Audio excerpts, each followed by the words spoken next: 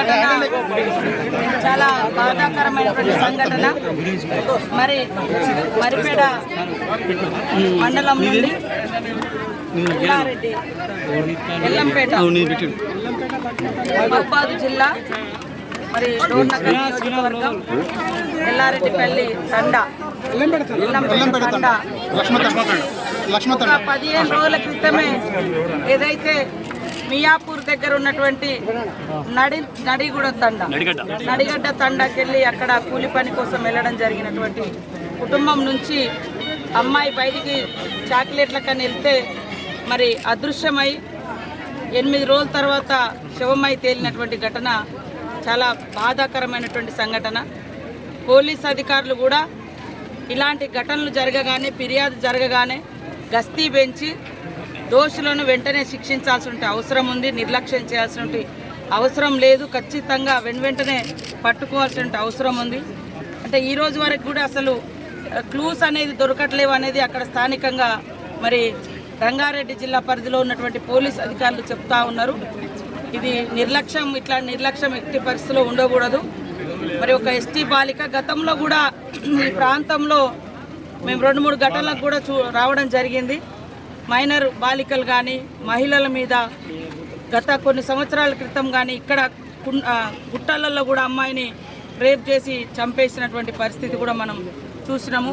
ఇవన్నిటికి కూడా అంతం పలకాలన్నటువంటి లక్ష్యంతో వీటికి మూలంగా ఉన్నటువంటిది విచ్చలవిడిగా ఈ అత్యాచారాలు, హత్యలు చిన్నపిల్లల మీద ఇవన్నీ జరుగుతున్నాయి అంటే విచక్షణ కోల్పోయి దానికి మూలం గంజాయి, డ్రగ్స్ అనేది సీఎం రేవంత్ రెడ్డి గారు గుర్తించే ఈరోజు వాటి మీద ఉక్కుపాదం మోపాలన్నటువంటి సంకల్పంతో అధికారులకు అందరికి కూడా ఎప్పటికప్పుడు అధికారం ఇవ్వడం జరిగింది.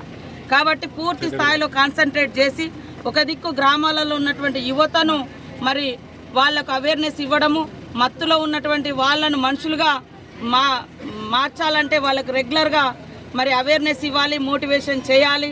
మరి ఎక్కడెక్కడైతే అలాంటి గంజాయి మత్తులో ఉంటున్నారో లేకుంటే డ్రగ్స్ మత్తులో ఉంటున్నారో వాళ్ళని ఐడెంటిఫై చేసి వాళ్ళ రోజువారీ కార్యక్రమాల మీద కూడా నిఘా పెట్టాలి. ఎందుకంటే వాళ్ళు ఎప్పుడు ఒక అడవిలోకి పోతే ఒక జంతువు మీద పడ్డట్టుగా ఒంటరిగా మీ పిల్లలు కనపడ్డా లేకుంటే చిన్నపిల్లలు ఎక్కడ కనపడ్డా సంకలు ఎత్తుకొని పోయి గతంలో కూడా 2-3 ఘటనలు కూడా చిన్న 3 ఏళ్ల పిల్ల సింగరేణిలో మరి హైదరాబాద్లో కూడా 6 సంవత్సరాల మరి ట్రైబల్ అమ్మాయి, ఈరోజు కూడా మరి ఒక ట్రైబల్ బాలిక ఈ రకంగా జరిగింది. నిన్న కూడా మేము పెద్దపల్లిలో వెళ్ళినప్పుడు మరి అక్కడ కూడా చిన్న పాప.